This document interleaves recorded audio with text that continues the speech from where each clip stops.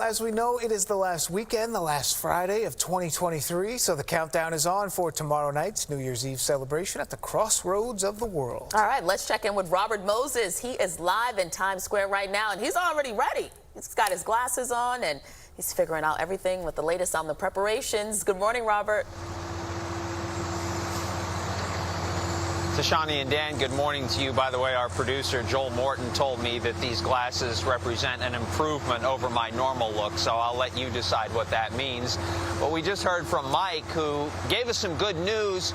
The weather is looking great for Sunday, and that's great, especially after all this rainy weather we've had, so we can cross that off the list. You can probably hear the generator humming in the background. We've seen workers scurrying about here this morning. We like to call this party prep.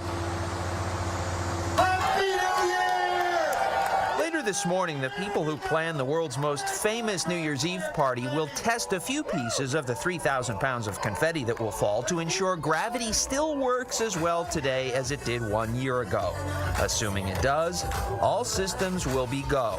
This afternoon, Mayor Eric Adams and top police department brass will outline security preparations. Earlier this week, the mayor warned that pro-Palestinian protesters will likely try and disrupt the event. Everyone, look for events like this if they want to do bad things. We're sure that there's going to be some type of attempt this year to use that stage. The mayor promises that the police department is prepared if that happens. Don't be alarmed. That was supposed to happen because yesterday was the 17th annual Good Riddance Day in Times Square.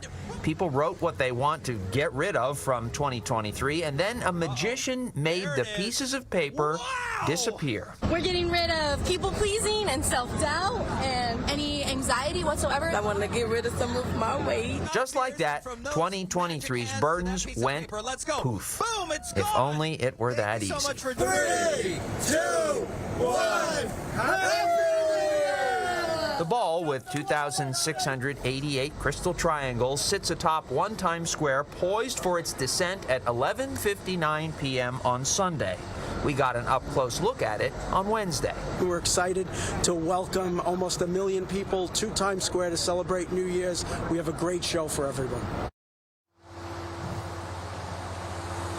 Another live look at Times Square this morning. We mentioned that security press conference that will take place at 2 this afternoon at the Times Square police substation, just a few blocks to our south. And coming up in about half an hour, we will speak more with Tom Harris, the president of the Times Square Alliance, about not only the security preps, but also some of what he is most excited about in this year's show. We're live in Times Square this morning. Dan and Tashani, back to you. Robert, thank you.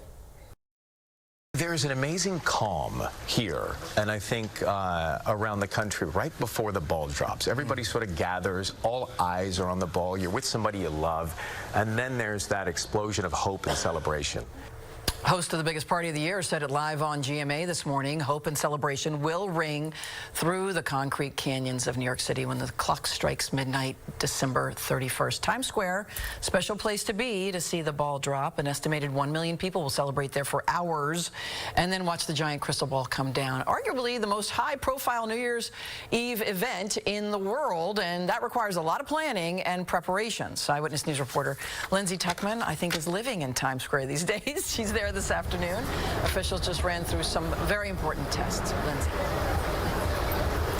Yeah, Michelle, the countdown is on for the biggest countdown of them all. The preparations are underway here, of course, in Times Square for the big celebration. Both the preparations for what you will be seeing, but also hopefully what you won't be seeing. Just about an hour ago, the Times Square Alliance, which organizes the ball drop, conducted the annual confetti test. This is done to make sure the 3,000 pounds of colorful confetti will be ready to be released on Sunday at midnight. It was indeed successful, as you can see from this video. But also today, Mayor Eric Adams and the NYPD will be briefing us on security plans for the big night, where 1 million people are anticipated to be in and around this area. Police say the security perimeter around Times Square will be expanded this year, in fact, into 6th and 8th Avenues, both because last year, you may recall, 3 police officers were attacked by a man with a machete, very scary, but also because of the possibility of protests over the Israel-Hamas war. It's brought almost 500 protests in New York City since October 7th, largely peaceful, but they are growing in size, and we want to just make sure the mayor has said it, the police commissioner said it. We do peaceful protests 365 days a year, but we're not going to allow violence or to take over an event like this.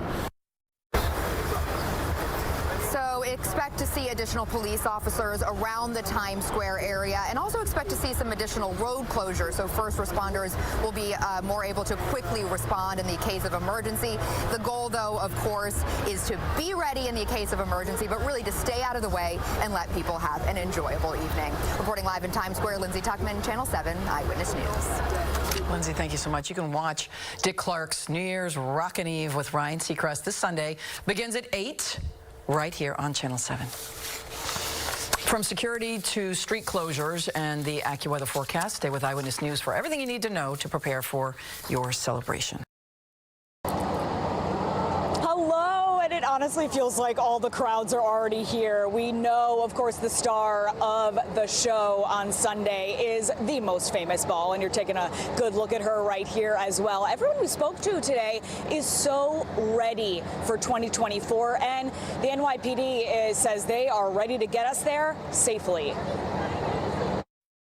3, 2, 1. Even the confetti has to be tested, and today's Times Square crowd is here for it.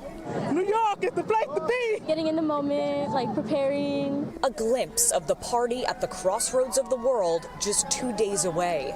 To have that experience before and in a more sane way, right? So it was really awesome. And to have it with the kids here. While crews set the stages, barricades are already in place for the final countdown of 2023. I'm ready for next year. I've been ready for next year for a long time. Excited, very excited. Yeah. 9-year-old Destiny Wilson and her mom from the Bronx might be coming down here Sunday. This is once in a lifetime, that I had the experience when I was younger, coming up, and I seen the ball drop, so I wanted to bring her. If you are planning to join nearly 1 million others in the crowd, here are the only points to get in: 49th, 52nd, and 56th Streets on 6th and 8th Avenues. Security, of course, will be tight. Our special operations, our counterterrorism units, our K-9 units will be deployed all throughout Times Square and throughout the city.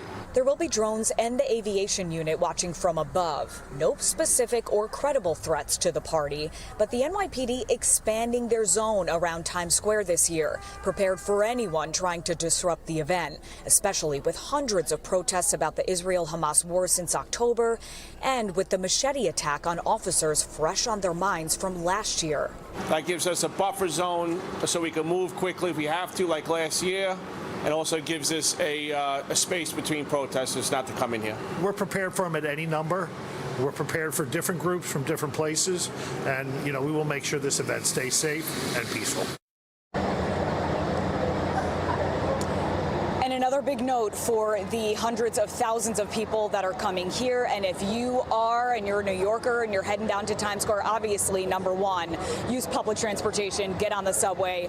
That is the best way to get around really all weekend, but also no big backpacks, no duffel bags, and no alcohol if you're coming to Times Square. Live in Times Square, I'm Jessica Cunnington. Back to you, ladies. All right, Jess, thanks for that.